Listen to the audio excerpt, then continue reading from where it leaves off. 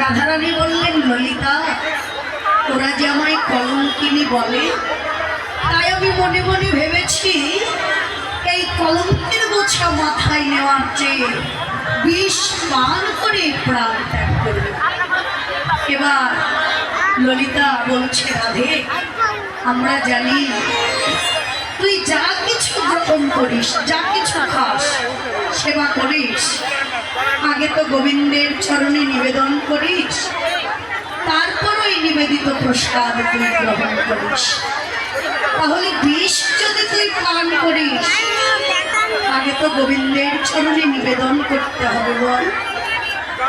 তাহলে ওই বিষ যদি তুই গোবিন্দের চরণে নিবেদন করিস, ওই বিষের জ্বালা, ওই বিষ আগে পান করবে বিষের জ্বালা ভোগ করবে কে? প্রাণ গোবিন্দ।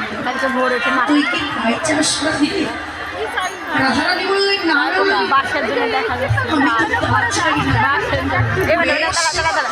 প্রতিদিন নিবেদন করে সেবা করি, আজকে না হয় নিবেদন না করে সেবা করি, কিন্তু কেন রে? তুই যে বিষ পান করে প্রাণ ত্যাগ করবি কেন?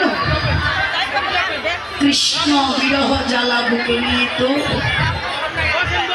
ললিতা বললেন, রাধে, আমরা জানি বা শাস্ত্রে আছে, এই জগতে যে যে ভাগ্য ভাবনা নিয়ে প্রাণ ত্যাগ করে, পরজন্মে সেই সে ভাগ্য ভাবনা অনুযায়ী জন্মগ্রহণ হয়। তুই যদি কৃষ্ণ বিরহ জ্বালা বুকে নিয়ে প্রাণ ত্যাগ করিস, তাতে কি লাভ বল? রাধে গো, তোকে আবার এসে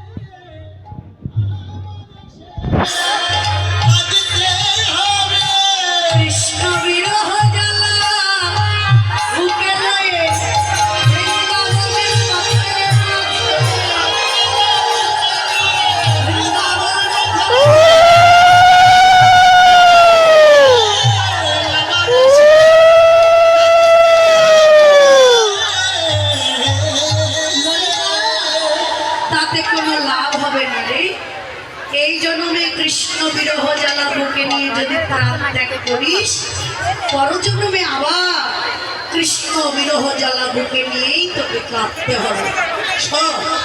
এসব ভাবনা না করে তুই যদি গোবিন্দকে পেতে চাস, এবার তুলসীর চরণে শরণাগত হ। তুলসী তোকে গোবিন্দের কাছে পৌঁছায় দেবে। এবার রাধারানী মধুর করে তুলসীকে ডাকতে লাগলেন, ও রাধিকা,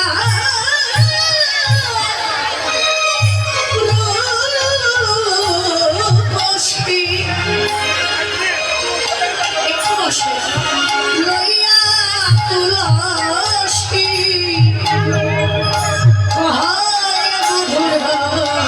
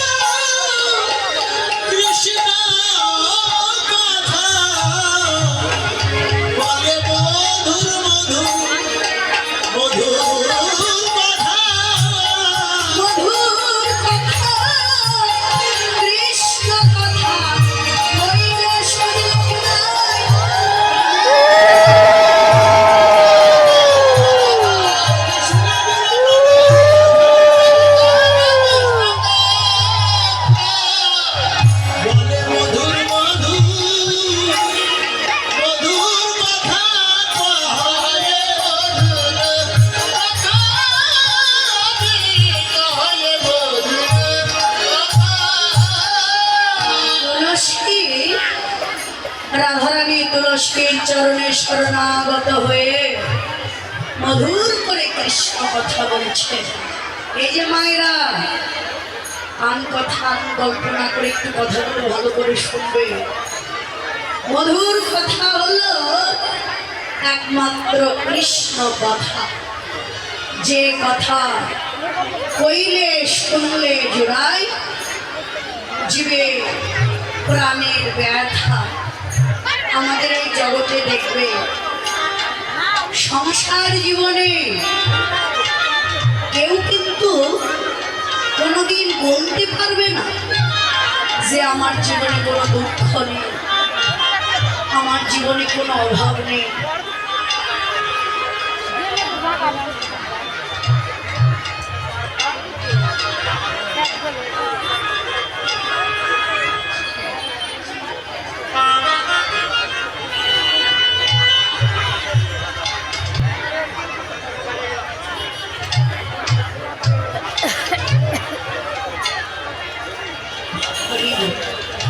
যাই হোক, ছোট্ট সোনামণিকে কোলে নিয়ে গীতা দক্ষিণা দান করলে আপনারা প্রাণ ভরে আশীর্বাদ করবেন। সে যেন বড় হয়ে পিতা মাতার মুখ উজ্জ্বল করে, লেখাপড়া করে যেন অনেক বড় হয়, কৃষ্ণ ভক্ত হয়ে যেন গড়ে ওঠে। সকলে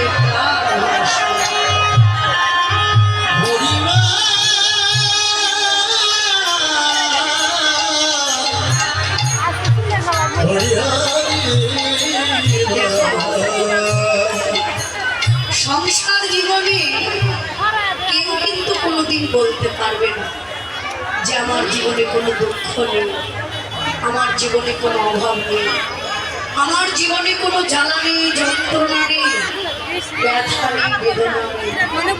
প্রত্যেকের জীবনে কোনো না কোনো দুঃখ, কোনো না কোনো অভাব, কোনো না কোনো জ্বালা যন্ত্রণা আছে।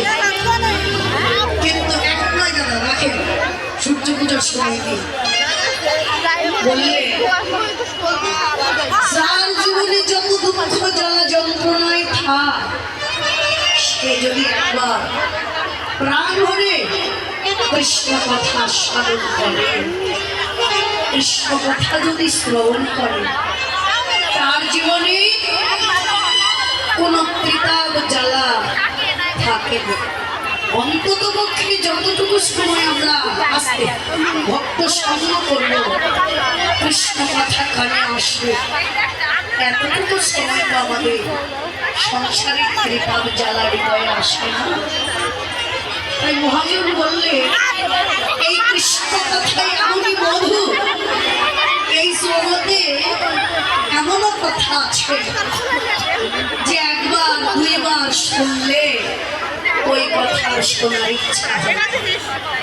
কিন্তু এই যে কৃষ্ণ কথা, এই কৃষ্ণ কথা একবার যদি একদিন শোনা যায়, একদিন কেন, যদি দিনের পর দিন, রাতের পর রাত, মাসের পর মাস, বছরের পর বছর, যুগের পর যুগ, এমনকি সারা জনম জনম ভর যদি এই কৃষ্ণ কথা শোনা যায়, কৃষ্ণ কথা শোনা আশা আকাঙ্ক্ষা বারে বারে কমে না। এই কৃষ্ণ কথা বলো সর্বনাশা,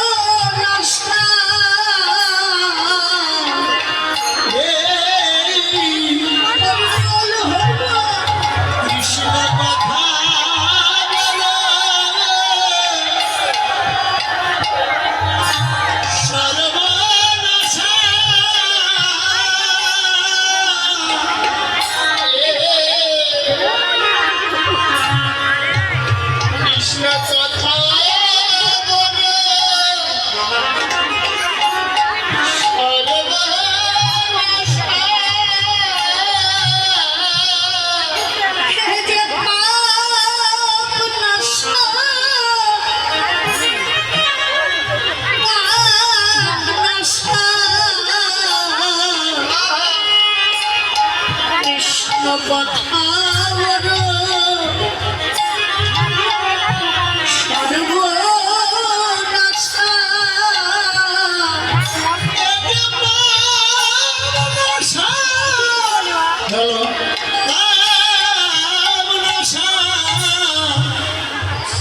কৃষ্ণ কথা